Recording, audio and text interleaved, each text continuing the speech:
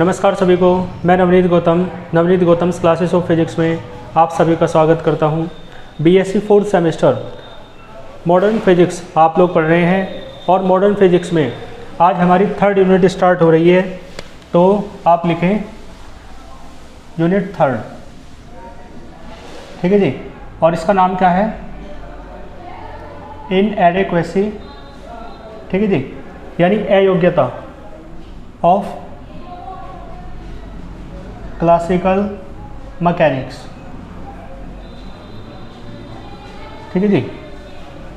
Unit का नाम है इनएडेक्वेसी ऑफ क्लासिकल मैकेनिक्स, यानी कि क्लासिकल को कहते हैं प्रारंभिक या चिरसम्मत यांत्रिकी की अयोग्यता। क्लासिकल मैकेनिक्स जो है वो अयोग्य क्यों सिद्ध हुई, ठीक है जी, ये बात हमें पढ़नी है इस यूनिट में, ठीक है जी। तो क्लासिकल मैकेनिक्स क्या है? जिसे आप न्यूटोनियन मैकेनिक्स कहते हैं, जो आपने पढ़ी है 1st सेमेस्टर में। तो न्यूटन और जो उनके साथ के जो साइंटिस्ट्स हैं, है ना, न्यूटन और उस पीढ़ी के जो साइंटिस्ट्स हैं, उन सब की जो मैकेनिक्स है वो कहलाती है क्लासिकल मैकेनिक्स, ठीक है जी। और जो मॉडर्न फिजिक्स आप पढ़ेंगे तो मॉडर्न फिजिक्स आइंस्टीन है, जर्मन साइंटिस्ट मैक्स प्लांक है, तो इनकी जो मैकेनिक्स है, इनकी जो फिजिक्स है वो कहलाती है क्वांटम मैकेनिक्स या मॉडर्न फिजिक्स, ठीक है जी। तो ये क्यों असफल हुई, है ना, क्यों अयोग्य हुई, किसी चीज़ को प्रूफ करने में, है ना, असफल रही होगी, इसी कारण अयोग्य हुई, ठीक है जी। तो आइए समझते हैं। देखो, आप जानते हैं लाइट के बहुत सारे क्या होते हैं, फिनोमेना होते हैं। आपकी यूनिट का नाम भी यही है और आपकी फर्स्ट हेडिंग इस चैप्टर की, इस यूनिट की यही है, ठीक है जी। तो देखो आपको बताया लाइट में बहुत सारे फिनोमेना होते हैं, जैसे कि आप जानते हो reflection of light, refraction of light, ठीक है जी। तो इन सब की व्याख्या करने के लिए, इन सब को एक्सप्लेन करने के लिए 1700 का वर्ष है, यानी जो शताब्दी थी 17वीं, है ना, उसके अंत में न्यूटन ने एक नियम दिया जिसे आप कहते हैं न्यूटन का कणिका सिद्धांत, ठीक है जी। क्या कहते हैं? इंग्लिश में कहते हैं कार्पस्क्यूलर थ्योरी ऑफ लाइट। क्लियर है? ये आपने 12th में पढ़ा होगा, 12th में था ये। न्यूटन का कणिका सिद्धांत कहते हैं और इंग्लिश में कहते हैं कार्पस्क्यूलर थ्योरी ऑफ लाइट, ठीक है जी। तो कार्पस्क्यूलर थ्योरी ऑफ लाइट यानी न्यूटन का कणिका सिद्धांत, यानी इन्होंने कहा कि लाइट जो सोर्स होता है ना, उससे बहुत छोटे छोटे पार्टिकल्स निकलते हैं, कण निकलते हैं, जिन्हें कणिका कहा जाता है, जिन्हें कार्पस, देखो कणिका को क्या कहते हैं इंग्लिश में, है ना, कार्पस सेल्स कहा जाता है। क्लियर है? हिंदी में कहते हैं कणिका। तो न्यूटन ने बताया कि जो लाइट होती है, लाइट सोर्स होता है, उससे बहुत छोटे छोटे पार्टिकल्स निकलते हैं, जिन्हें कार्पस सेल्स कहा जाता है ना, या कणिका कहा जाता है। क्लियर है? तो इस सिद्धांत के आधार पर, इस थ्योरी के आधार पर न्यूटन ने जो लाइट की जो फिनोमिना है, जैसे reflection of light, refraction of light, ठीक है जी, रिफ्लेक्शन यानी परावर्तन, रिफ्रैक्शन यानी कि अपवर्तन, तो इन फिनोमिना को न्यूटन ने अच्छी तरह समझा दिया। तो फिर क्या हुआ, लोगों को लगा कि ये तो सही सिद्धांत है। क्लियर है? तो ये सिद्धांत पूरी तरह बाद की जो चीज़ें हैं उन्हें एक्सप्लेन नहीं कर पाया, तो सही तो नहीं है, लेकिन जब उन्होंने रिफ्लेक्शन को समझा दिया, रिफ्रैक्शन को समझा दिया, तो फिर ये सिद्धांत उस समय सही माना गया, ठीक है जी। क्लियर है? लेकिन जब बात आती है इंटरफेरेंस की, जिसे आप कहते हैं व्यतिकरण, और जब बात आती है डिफ्रैक्शन की, जिसे आप कहते हैं विवर्तन, और जब बात आती है पोलराइजेशन की, जिसे आप कहते हो ध्रुवण, प्रकाश का ध्रुवण, तो इन सिद्धांतों को, ये जो है न्यूटन का कणिका सिद्धांत, इन फिनोमिना को एक्सप्लेन नहीं कर पाया। क्लियर है? यानी ये जो फिनोमिना है लाइट की, ये जो घटनाएं हैं, इन्हें एक्सप्लेन करने में न्यूटन का जो कार्पस्क्यूलर थ्योरी है वो फेल हो गया। क्लियर है? तो न्यूटन की कार्पस्क्यूलर थ्योरी रिफ्लेक्शन रिफ्रैक्शन को तो समझा पाई, लेकिन इंटरफेरेंस, डिफ्रैक्शन, पोलराइजेशन, इस टाइप के जो इंसिडेंट हैं या क्या बोलते हैं इवेंट्स हैं या फिनोमिना हैं, घटनाएं हैं, उन्हें एक्सप्लेन करने में फेल हो गया। क्लियर है? क्लियर है? बात आई समझ में? तो इन्हें तो उन्होंने एक्सप्लेन कर दिया और इन्हें एक्सप्लेन नहीं कर पाया। ठीक। फिर एक साइंटिस्ट आए, आपने पढ़ा है 10th में इनके बारे में, हाइगेन, है ना। तो जो हाइगेन है उन्होंने एक थ्योरी दी, न्यूटन ने तो कर्पस्कुलर थ्योरी दी लाइट की। ठीक है, ये किसने दी थी? न्यूटन ने। लेकिन ये जो हाइगेन की थ्योरी है इसे आप जानते हैं, ये तो 12th में आपने पढ़ी है, वेव थ्योरी, है ना। ठीक है जी, जिसमें वेवलेट्स की बात होती है, तरंगी का सिद्धांत, है ना। हाइगेन का तरंगी का सिद्धांत पढ़ा है ना आपने, हाइगेन्स थ्योरी ऑफ सेकेंडरी वेवलेट्स, ये भी पढ़ा है, द्वितीयक तरंगी का वो सिद्धांत। तो हाइगेन ने वेव थ्योरी दी। वेव थ्योरी में उन्होंने माना कि जो लाइट है वो किसकी तरह बिहेव करती है, जो लाइट है वो बिहेव करती है आपकी तरंगों की तरह, वेव्स की तरह। क्लियर है? ठीक है जी। तो लाइट बिहेव्स किसकी तरह? लाइक द वेव्स, प्रकाश तरंगों की तरह व्यवहार करता है। क्लियर है? और इस कॉन्सेप्ट के आधार पर, इस वेव थ्योरी के आधार पर उन्होंने इन्हें एक्सप्लेन कर दिया, इंटरफेरेंस को, डिफ्रैक्शन को, पोलराइजेशन को। ठीक है जी। विवर्तन क्या बोलते हैं इसे, व्यतिकरण और इसे ध्रुवण, इन्हें एक्सप्लेन कर दिया उन्होंने। ठीक है, हाइगेन ने। तो कार्पस्कुलर थ्योरी जो है पहले फेल हो गई, फिर हाइगेन्स ने इन्हें एक्सप्लेन कर दिया। ठीक है, यहाँ तक ठीक था। लेकिन ये सब क्लासिकल मैकेनिक्स की बातें बता रहा हूँ आपको, लेकिन क्लासिकल मैकेनिक्स का ही है ये प्रिंसिपल, और ये प्रिंसिपल वेव थ्योरी का। तो क्लासिकल मैकेनिक्स, है ना, पीढ़ी दर पीढ़ी समय के साथ साथ कैसे फेल होती गई। तो पहले तो क्लासिकल मैकेनिक्स का एक प्रिंसिपल फेल हो गया, है ना, कार्पस्कुलर थ्योरी, उसने इन्हें तो एक्सप्लेन कर दिया, इन्हें एक्सप्लेन नहीं कर पाया, तो दूसरे सिद्धांत की आवश्यकता पड़ी। तो दूसरा सिद्धांत कौन सा है? हाइगेन का वेव थ्योरी। उसने इन्हें भी एक्सप्लेन कर दिया, है ना, इंटरफेरेंस, डिफ्रैक्शन और पोलराइजेशन। लेकिन ये भी कहीं जाके फेल हुआ। कहाँ जाकर? जब आप बात करते हैं फोटो इलेक्ट्रिक इफेक्ट की। ठीक है जी। जब आप फोटो इलेक्ट्रिक इफेक्ट की बात करते हैं, ये भी आपने 12th में पढ़ा है, जिसे आप हिंदी में कहते हैं प्रकाश वैद्युत प्रभाव। ठीक है जी। तो फोटो इलेक्ट्रिक प्रभाव, है ना, फोटो इलेक्ट्रिक इफेक्ट, ठीक है जी, जिसे आप प्रकाश वैद्युत प्रभाव कहते हैं, इसे भी, है ना। और एक और आपका, ये आप BSc में पढ़ोगे इसी यूनिट में, कॉम्पटन इफेक्ट। क्लियर है? कॉम्पटन इफेक्ट था। और एक रमन इफेक्ट, रमन प्रभाव, डॉक्टर सीवी रमन ने जो दिया था, है ना, लाइट के स्कैटरिंग से रिलेटेड, प्रकाश के प्रकीर्णन से संबंधित जो था। तो इन फिनोमिनाज को, फिनोमिनाज नहीं कहेंगे, फिनोमिना, फिनोमिनॉन का प्लूरल फिनोमिना है। तो इन फिनोमिना को एक्सप्लेन करने में जो वेव थ्योरी है ना, वो फेल हो गई। क्लियर है? तो वेव थ्योरी ने केवल इन्हें तो एक्सप्लेन कर दिया, लेकिन इन्हें एक्सप्लेन करने में वेव थ्योरी फेल हो गई। ठीक है, तो देखो बात आई समझ में। तो इसका मतलब है क्लासिकल मैकेनिक्स की जो दूसरी थ्योरी है, जिसे आप वेव थ्योरी कहते हैं, वो भी आपकी फेल हो जाती है। क्लियर है? तो फिर एक साइंटिस्ट 1900 में, जिनका नाम, जो जर्मनी के थे, ठीक है जी, जर्मन साइंटिस्ट जिनका नाम है max Planck. German scientist max Planck ने एक थ्योरी दी। ठीक है जी। उन्होंने क्या कहा आप जानते हैं? क्वांटम थ्योरी जिसे कहा जाता है। ठीक है, कौन सी थ्योरी दी? Quantum theory.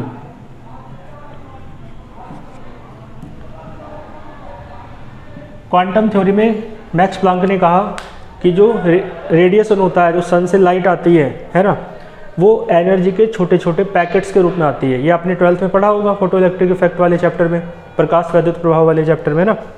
तो जो एनर्जी है, मतलब जो लाइट है, वो एनर्जी के छोटे छोटे पैकेट्स के रूप में आती है, और उन पैकेट्स को आप क्या कहते हैं? क्वांटम कहते हैं। ठीक है जी। उन पैकेट्स को क्या कहा जाता है? क्वांटम। और क्या कहा जाता है? फोटोन कहा जाता है। तो एनर्जी के छोटे छोटे पैकेट्स को क्वांटम कहा जाता है, फोटोन कहा जाता है। ठीक है जी। तो क्वांटम कह दो या फोटोन कह दो, और फोटोन्स अधिक संख्या में हो तो उन्हें फोटोन्स कह देते हैं, और क्वांटम अधिक संख्या में हो, प्लूरल की बात करें तो उन्हें क्वांटा कह देते हैं। क्वांटम का प्लूरल क्वांटा होता है। ठीक है जी। फोटोन का प्लूरल फोटोन्स हो जाएगा सिंपली। तो क्या बताया? मैक्स प्लांक ने कि एनर्जी के छोटे छोटे पैकेट्स के रूप में लाइट या रेडिएशन आती है, ठीक है, जिन पैकेट्स को कहा जाता है फोटोन या क्वांटम। और एक फोटोन की एनर्जी आप जानते हैं E बराबर एच न्यू होती है। एक फोटोन की एनर्जी क्या होती है? E बराबर एच न्यू। क्लियर है? जहाँ एच क्या है? प्लांक्स कांस्टेंट है, और न्यू क्या है? तो न्यू है आपका फ्रीक्वेंसी ऑफ लाइट। इसे हम पढ़ेंगे क्वांटम थ्योरी जो है प्लांक की अलग से। तो आप एक बताओ, जब ये क्लासिकल मैकेनिक्स के प्रिंसिपल्स कार्पस्कुलर थ्योरी हो चाहे वेव थ्योरी हो, लाइट के इंसिडेंट्स को एक्सप्लेन करने में फेल हो गए, ठीक है, तो आप खुद बताओ एक नई थ्योरी की आवश्यकता पड़ी या नहीं पड़ी? और फेल हो गए जब ये क्लासिकल मैकेनिक्स के प्रिंसिपल या क्लासिकल मैकेनिक्स इन फिनोमिना को एक्सप्लेन करने में फेल हो गई, तो ये इसकी इनएडिक्वेसी है या नहीं, इसकी अयोग्यता है या नहीं? तो यही है इनएडिक्वेसी ऑफ क्लासिकल मैकेनिक्स। और फिर एक नए सिद्धांत की, एक नई थ्योरी की आवश्यकता पड़ती है जो जर्मन साइंटिस्ट मैक्स प्लांक ने दी, ठीक है जी, 1900 के साल में। और यही है ना एक आधुनिक सिद्धांत था, एक मॉडर्न थ्योरी थी। तो इसी कारण यहाँ से ही नींव पड़ती है, यहाँ से ही जन्म लेती है आपकी क्वांटम मैकेनिक्स, ठीक है जी, जो मॉडर्न फिजिक्स की एक ब्रांच है क्वांटम मैकेनिक्स। क्लियर है? तो इस तरीके से ये सारा मैंने आपको पढ़ाया इनएडिक्वेसी ऑफ क्लासिकल मैकेनिक्स। तो मैंने समझा दिया है आपको सारा। अब इसकी थ्योरी बोर्ड पे लिखना तो थोड़ा संभव नहीं है, तो मैं स्क्रीन पर लगा रहा हूँ, आप पढ़ें है ना मेरे साथ साथ, तो फिर आपको सारा समझ में आ जाएगा, क्योंकि एक्सप्लेन सारी चीज़ें मैंने कर दी हैं। ठीक है जी, देखो आप आपके सामने स्क्रीन पर होगी, लिखा है in the end of 17th century, जो 17वीं शताब्दी है उसके अंत में Newton gave his corpuscular theory of light. Newton ने दी है ना कार्पस्कुलर थ्योरी, यानी न्यूटन ने कणी का सिद्धांत दिया।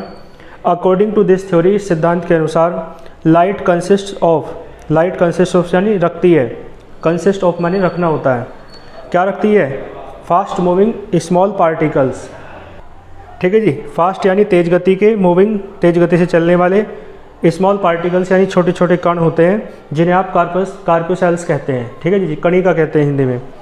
तो this theory could not explain interference, diffraction and polarization of light etc। Reflection को तो उन्होंने एक्सप्लेन कर दिया, लेकिन इन तीनों को ही एक्सप्लेन नहीं कर पाई। तो फिर लिखा है वही सारी बातें हैं। हाइगेन gave wave theory of light, हाइगेन ने वेव थ्योरी ऑफ लाइट दी। अकॉर्डिंग टू दिस थ्योरी, सिद्धांत के अनुसार light travel in the form of waves, light waves की फॉर्म में चलती है। This wave theory successfully explained, इस वेव थ्योरी ने एक्सप्लेन कर दिया सक्सेसफुली, सफलतापूर्वक, इंटरफेरेंस को, डिफ्रैक्शन को और पोलराइजेशन ऑफ लाइट को, ठीक है जी। लेकिन ये भी फेल हुई। तो but wave theory could not explain photo electric effect, जैसे कि मैंने आपको बताया कॉम्पटन इफेक्ट, रमन इफेक्ट भी आप लिखना चाहो लिख सकते हो। तो इन्हें एक्सप्लेन नहीं कर पाई वेव थ्योरी, तो एक नए सिद्धांत की आवश्यकता हुई। तो लिखा है so a new theory of was required to explain the above phenomena.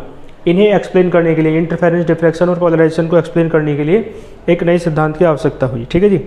तो this is the inadequacy of classical mechanics. ये क्लासिकल मैकेनिक्स की क्या है? असफलता है, अयोग्यता है। Then a new theory was produced, तो नई थ्योरी एक प्रोड्यूस की गई साल 1900 में जर्मन साइंटिस्ट मैक्स प्लांक के द्वारा।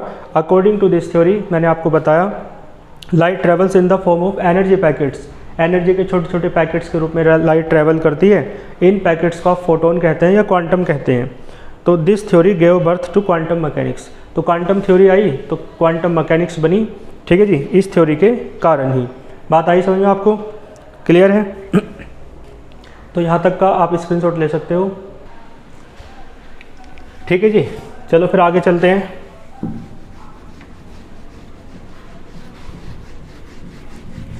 देखो इसके बाद हम पढ़ेंगे ड्यूअल नेचर ऑफ लाइट, ठीक है जी। हेडिंग डालो ड्यूअल नेचर, ड्यूअल नेचर। देखो ड्यूअल नेचर को आप ड्यूअलिटी भी कह सकते हो, यानी द्वैती कहेंगे या द्वैती प्रकृति किसकी? Of light. लाइट की ड्यूअल नेचर आपको पढ़नी है, ठीक है जी। हिंदी में कहेंगे प्रकाश की द्वैती प्रकृति, प्रकाश का जो दोहरा व्यवहार है वो हमें समझना, ठीक है जी। तो देखो अभी मैंने आपको एक बात बताई कि जो लाइट है ना वो ड्यूअल नेचर शो करती है। कैसे? देखो कैसे। अभी हालांकि मैंने चीज़ें समझाई आपको, आपने एक बात समझी जो वेव नेचर थी, यानी वेव थ्योरी थी एक तो, है ना, जो वेव थ्योरी है, वेव थ्योरी का मतलब लाइट की नेचर कैसी है, वेव नेचर, उसके द्वारा एक्सप्लेन हो गए कौन, एक तो इंटरफेरेंस, है ना, व्यतिकरण, एक डिफ्रैक्शन यानी कि विवर्तन, और एक आपका पोलराइजेशन। ठीक है जी, तो ये आपके एक्सप्लेन हो गए किसके द्वारा, वेव थ्योरी के द्वारा, यानी कि लाइट की वेव नेचर के द्वारा। लेकिन मैंने आपको बताया जैसे कि फोटो इलेक्ट्रिक इफेक्ट है, ठीक है जी, फोटो इलेक्ट्रिक इफेक्ट, और एक आपका कॉम्पटन इफेक्ट है जिसे आप इसी यूनिट में पढ़ेंगे, कॉम्पटन प्रभाव हिंदी में कहते हैं, और एक आपका रमन इफेक्ट है। ठीक है जी, तो ये जो इफेक्ट है, ये जो है ना कॉन्सेप्ट है या फिनोमेना है लाइट के, इन्हें वेव थ्योरी एक्सप्लेन करने में फेल हो गई।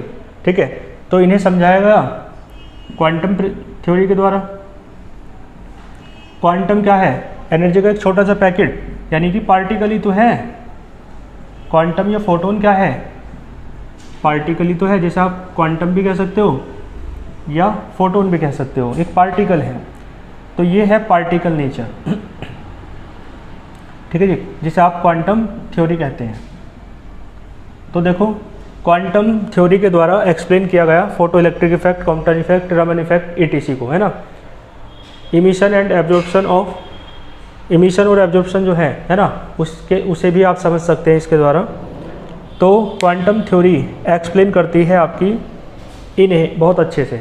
और क्वांटम थ्योरी बेसिकली क्या बताती है, एक एनर्जी का पैकेट है ना, यानी पार्टिकल है। क्लियर है, तो यानी ये थ्योरी जो है पार्टिकल नेचर को फेवर करती है। ये कहती है कि लाइट का जो नेचर है ना, वो पार्टिकल नेचर है, कण प्रकृति है जो प्रकाश की है। और ये थ्योरी जो है आपकी कहती है कि वेव नेचर है लाइट में। क्लियर है ना। और जो न्यूटन का सिद्धांत था कार्पस्कुलर थ्योरी, उसमें भी न्यूटन ने पार्टिकल माना था। तो ये जो क्वांटम थ्योरी है, कार्पस्कुलर थ्योरी है, ये तो पार्टिकल मान रही है। ठीक है जी, तो क्वांटम थ्योरी भी कार्पस्कुलस है ना, कार्पस्कुलर थ्योरी भी आपकी पार्टिकल नेचर को सपोर्ट करती है, और वेव थ्योरी आपकी वेव नेचर को सपोर्ट करती है। तो देखो, कुछ घटनाओं में, कुछ फिनोमेना में तो लाइट किसकी तरह बिहेव कर रहा है, वेव की तरह कर रही है ना। और कुछ फिनोमेना में लाइट पार्टिकल की तरह बिहेव करती है ना। क्लियर है। तो इसका मतलब है लाइट के जो नेचर है वो ड्यूअल है या नहीं, ड्यूअल यानी कि द्विक या द्वैती प्रकृति है। ठीक है जी, तो इसी कारण कहा जाता है, यानी जितने भी इंसिडेंट्स हैं लाइट में, जितने भी फिनोमेना है लाइट के, उन सभी फिनोमेना को किसी एक प्रिंसिपल के आधार पर एक्सप्लेन नहीं किया जा सकता।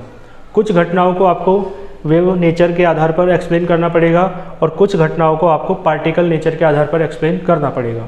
ठीक है जी, तो ऐसा माना जाता है कि जो लाइट है कुछ फिनोमेना में तो वेव की तरह बिहेव करती है, और कुछ फिनोमेना में पार्टिकल की तरह बिहेव करती है। ठीक है जी, तो इसी कारण कहा जाता है कि लाइट की जो नेचर है वो कैसी है, ड्यूअल।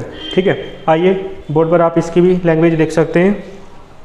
लिखा है all the incidents of light, जो लाइट के ऑल इंसिडेंट्स हैं, सभी घटनाएं हैं, can not be explained on the basis of one theory, किसी एक सिद्धांत के आधार पर एक्सप्लेन नहीं किए जा सकते। जैसे कि इंटरफेरेंस है, डिफ्रैक्शन है और पोलराइजेशन ऑफ लाइट है, आपको पता है, are explained on the basis of wave theory, इन्हें वेव थ्योरी के आधार पर एक्सप्लेन किया जाता है, तरंग सिद्धांत के आधार पर। वाइल जबकि photo electric effect, Compton effect, Raman effect can not be explained on the basis of wave theory, ये जो तीनों हैं इन्हें एक्सप्लेन वेव थ्योरी के आधार पर नहीं किया जा सकता। तो आपको पता है इन्हें कौन एक्सप्लेन करता है, तो these are explained on the basis of photon theory या क्वांटम थ्योरी। ठीक है जी, इन दिस वे, इस प्रकार इट इज़ कंसिडर्ड, ऐसा माना जाता है कि लाइट बिहेव्स लाइक वेव्स, जो लाइट है बिहेव्स करती है वेव्स की तरह, इन सम इंसिडेंट्स, कुछ घटनाओं में, एंड लाइक पार्टिकल, और कण की तरह व्यवहार करती है इन सम इंसिडेंट्स, कुछ घटनाओं में। ठीक है जी, hence light has dual nature, इस प्रकार लाइट क्या रखती है, ड्यूअल नेचर रखती है। क्लियर है। इस प्रकार जो प्रकाश का व्यवहार है वो दोहरा होता है, द्वैती प्रकृति होती है प्रकाश की। क्लियर है। तो ये बिल्कुल बेसिक था इस यूनिट का, जो मैंने आज आपको दोनों टॉपिक पढ़ाए। ठीक है जी, कल से आपका जो नेक्स्ट लेक्चर होगा वो थोड़ा मॉडरेट लेवल का होगा, है ना। उसमें आप एडवांस चीज़ें पढ़ेंगे थोड़ी, और वे चीज़ें कोई अलग नहीं है, आप रेडिएशन से रिलेटेड बातें पढ़ेंगे जो आपने सेकंड सेमेस्टर में पढ़ी है 4th यूनिट में। रेडिएशन यूनिट थी ना, तो एक बार उसे थोड़ा सा देख लीजिएगा तो और भी अच्छे से आपको समझ में आएगा। क्लियर है? तो ठीक है, आज के लेक्चर में इतना ही रखते हैं, मिलते हैं फिर नेक्स्ट लेक्चर में नेक्स्ट टॉपिक के साथ। तब तक के लिए ऑल द वेरी बेस्ट।